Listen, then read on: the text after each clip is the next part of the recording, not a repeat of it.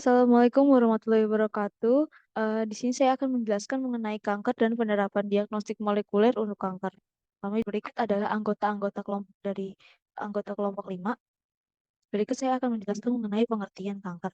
Kanker adalah penyakit yang disebabkan oleh pertumbuhan sel abnormal yang tidak terkendali dalam tubuh. Penyebab utama kanker adalah perubahan atau mutasi genetik pada sel sehingga sel tersebut tumbuh tidak normal. Mana sel kanker bisa terjadi? Berikut adalah faktor penyebab kanker. Kanker adalah penyakit yang melibatkan genetik, yaitu penyakit yang disebabkan oleh perubahan pada gen yang mengontrol fungsi sel kita, terutama secara sel tumbuh dan membelah. Perubahan genetik penyebab kanker dapat terjadi karena yang pertama adalah faktor usia, yang kedua mutasi genetik, sehingga yang ketiga kerusakan DNA yang disebabkan oleh faktor lingkungan. Lalu yang keempat ada kerusakan DNA dapat disebabkan oleh gaya hidup. Yang kelima ada faktor lainnya yaitu hereditas atau diwariskan oleh orang tua. Bagaimana mekanisme terjadi kanker? Berikut terjadinya semua orang memiliki sel. Pada dasarnya karakteristik sel manusia memiliki pertumbuhan dan reproduksi. Sel normal berubah menjadi sel kanker, di sana terdapat hilangnya kontrol dalam siklus sel. Pada sel-sel kanker tidak terdapat sistem kontrol mencegah sel tumbuh berlebih. Siklus sel. Pada sel normal kita memiliki siklus sel, ada empat fase siklus sel. Yang pertama ada fase M atau mitosis sampai sitokinesis. Yang kedua G1, yang ketiga fase S atau replikasi DNA, yang keempat ada G2. Apa sih perbedaan sel normal dan sel kanker? Pada sel kanker itu selnya terus berbelah diri dibanding dengan sel normal. Lalu bentuk dan ukuran sel tidak beraturan dibandingkan dengan sel normal. Lalu inti sel lebih besar dan lebih gelap dibandingkan sel normal. Lalu jumlah kromosom tidak normal dan tidak teratur dibandingkan dengan sel yang normal ini. Tidak ada batasan sel dalam pengelompokan sel pada sel kanker. Berikutnya adalah sel cycle checkpoint. Sel cycle checkpoint ini untuk memeriksa apakah siklus sel sudah benar.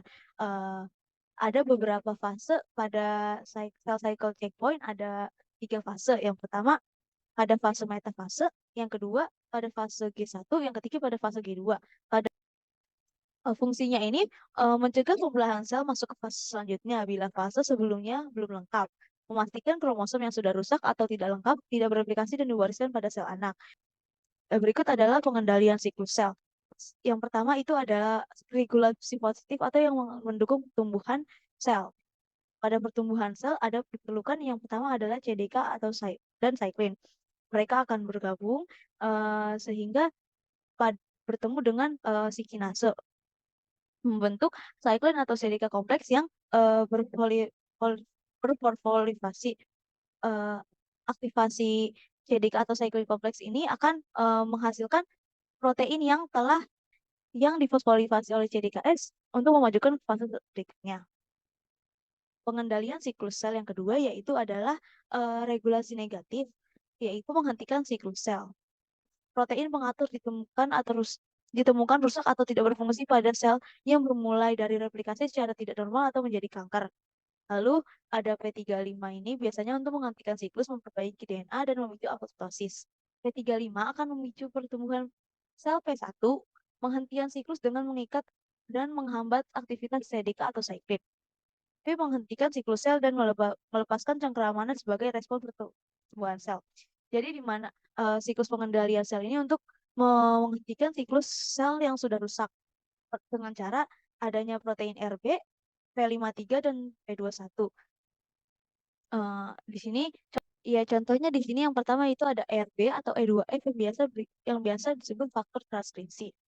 Biasanya dia akan membentuk sel di sini adanya sel yang tidak bagus itu dia akan melepas RB-nya akan tidak berikatan lagi dengan si proteinnya itu sehingga nanti si RB-nya akan menghentikan siklus sel dan melepaskan cengkeramannya sebagai respon pertumbuhan sel.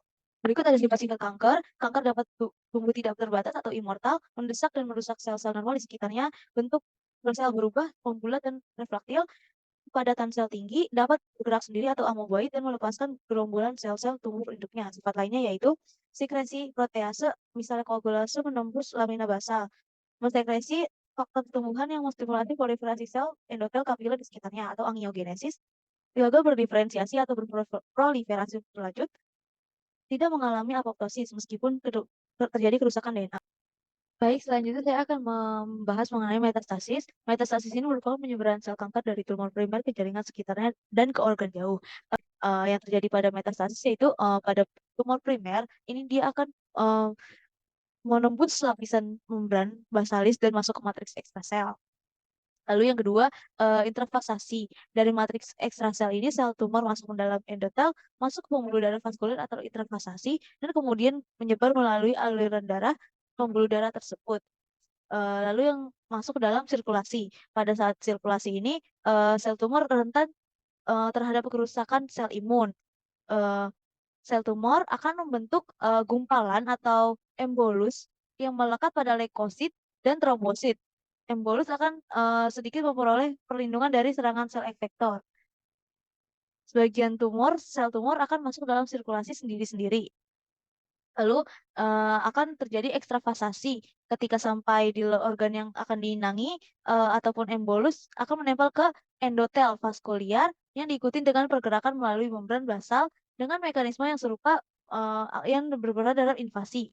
Lalu akan terjadi angiogenesis yaitu sesampainya di sel tumor pada organ yang diinangi, sel tersebut akan mengeluarkan faktor pertumbuhan atau PLGF untuk merangsang pembentukan sel pembuluh darah baru. Setelah pembentukan pembuluh darah baru, adanya pertumbuhan dari sel tumor baru. Baik, selanjutnya adalah biomarker kanker. Biomarker merupakan molekul penanda yang khas bagi sel yang dapat digunakan untuk mendiagnosa suatu penyakit dan terapi target molekuler penyebab penyakit tertentu. Yang pertama, proses spesifik antigen atau PSA. Biomarker pada kanker prostat memiliki ukuran sekitar 33 kD, memiliki nilai normal konsentrasi PSA yaitu pada usia muda 2 nanogram per mili, usia tua maksimal 9 nanogram per mili, nilai konsentrasi mengalami keganasan kanker yaitu 10 nanogram per mili. Kanker antigen 125 atau CA125, biomarker pada kanker ovarium dan pelvic masses, lalu memiliki ukuran sekitar 1000 kD, memiliki nilai normal konsentrasi CA125 yaitu 4 nanogram kurang dari 4 nanogram per mili. Memiliki konsentrasi mengalami keganasan kanker yaitu lebih dari 46 nanogram per mili. Selanjutnya ada kanker antigen 199 atau CA199, biomarker pada kanker pankreas dan kanker empedu. Lalu memiliki ukuran sekitar 210 kD, memiliki nilai normal konsentrasi CA199, usia dewasa tidak memiliki usia dewasa tidak lebih dari 37 nanogram per mili. Nilai konsentrasi mengalami daerah abu-abu di mana tumor jinak dan ganas yaitu kurang dari 100 nanogram per mili. Nilai konsentrasi mengalami keganasan atau kanker lebih dari 100 nanogram per mili. Metode molekuler deteksi kanker. Metode yang pertama yaitu metode fluorescence in situ hybridization atau FISH. FISH merupakan metode teknik sitogenetik yang digunakan untuk mendeteksi dan mendekati lokasi sekumpulan tertentu dari DNA atau RNA pada.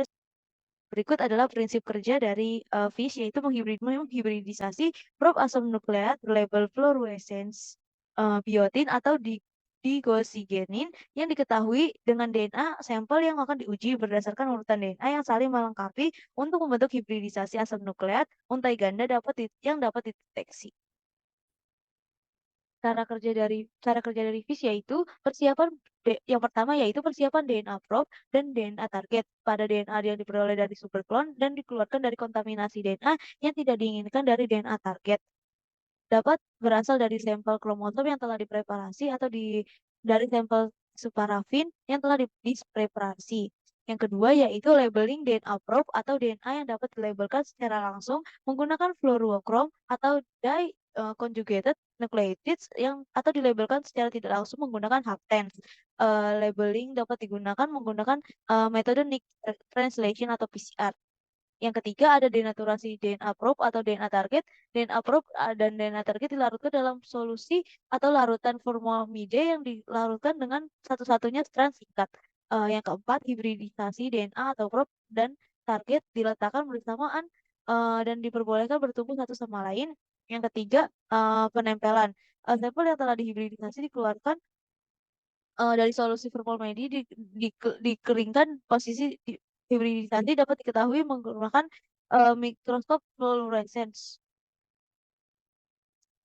ciri khas dari PIS ini yaitu penggunaan probes terintegritas dengan molekul fluorescence yang mengikat sekumpulan yang tertentu dari DNA atau RNA sampel menggunakan mikroskop fluorescence untuk menghindari masalah dengan kromatografi gel.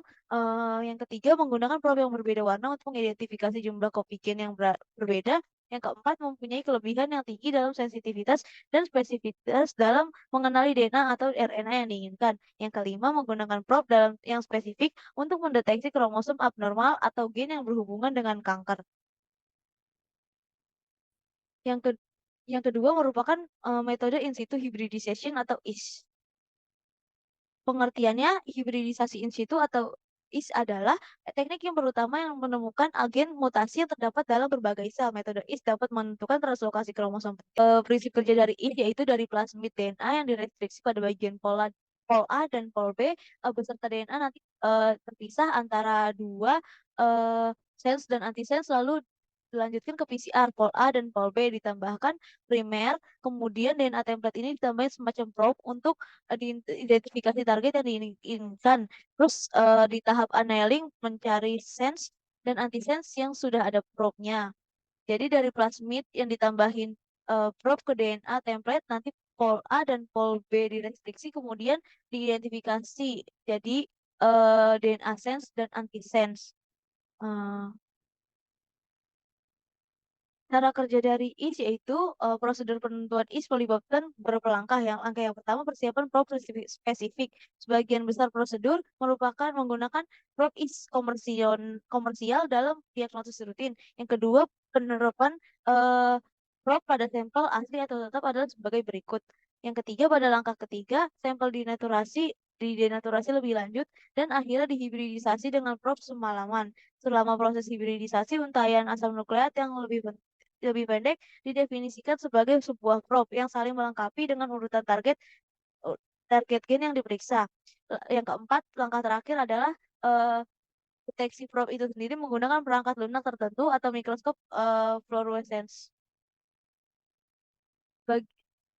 Ciri khasnya yaitu bagian terpenting dari IS adalah desain probe yang tepat. Sebuah probe yang ditemukan oleh urutan spesifik asam nukleat yang ada dalam DNA atau RNA untai tunggal dengan ciri khas seperti afinitas terhadap urutan target asam nukleat, urutan probe dan target terikat satu sama lain berdasarkan prinsip saling melengkapi probe dibagi berdasarkan komposisi dan sifatnya menjadi yang pertama homogen, probe dibuat dengan satu urutan.